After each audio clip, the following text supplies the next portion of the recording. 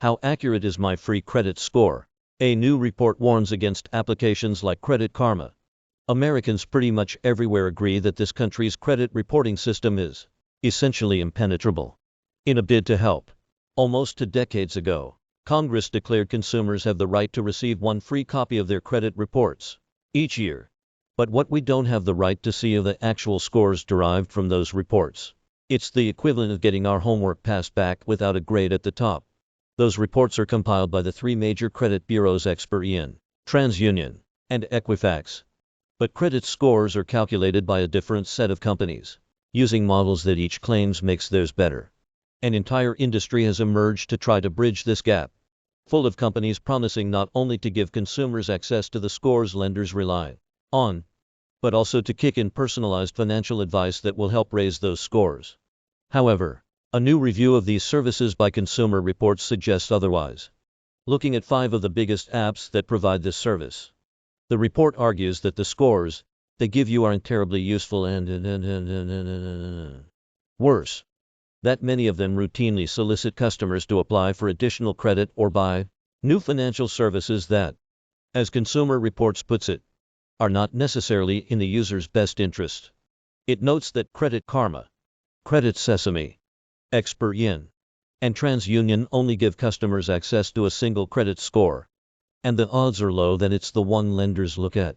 This is partly because, as even Credit Karma acknowledged to Fast Company, there are dozens, if not hundreds, of scoring models. The one chosen by Credit Karma, Credit Sesame, and TransUnion is called VantageScore. Scores by its rival, FICO, have been around the longest and are considered the industry standard, which, according to Consumer Reports, means anybody else's numbers are unlikely to be the scores lenders use to make lending decisions. But this can't illustrate the broader problem, which is how unbelievably patchwork the system is. Are you applying for a mortgage loan? Lenders will almost certainly look at your classic FICO score. Applying for a car loan, there are industry-specific scores for auto lenders, formulated to better predict your likelihood to repay a car loan on time. FICO makes one of these, but so does TransUnion, even though its app uses VantageScore.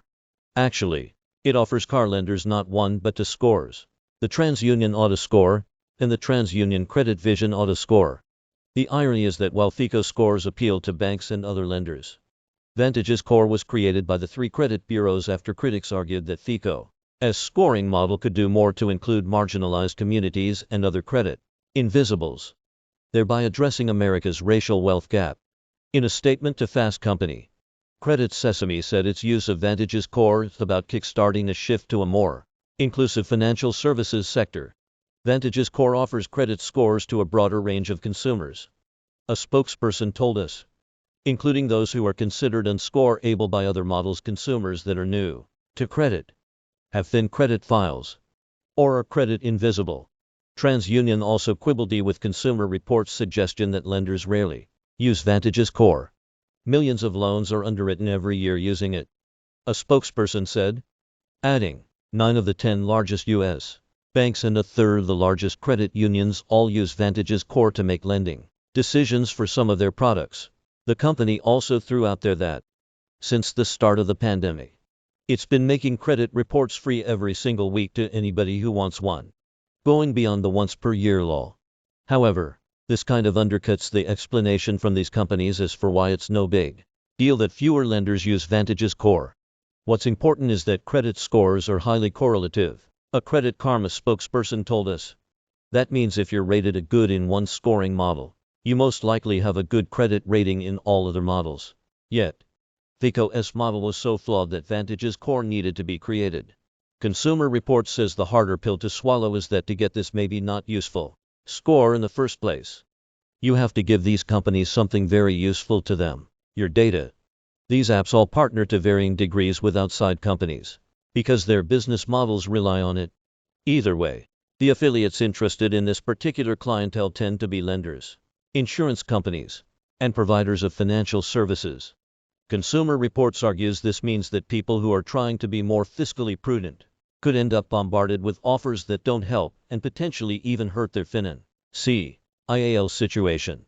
And it's technically coming from an app they downloaded to improve their credit scores.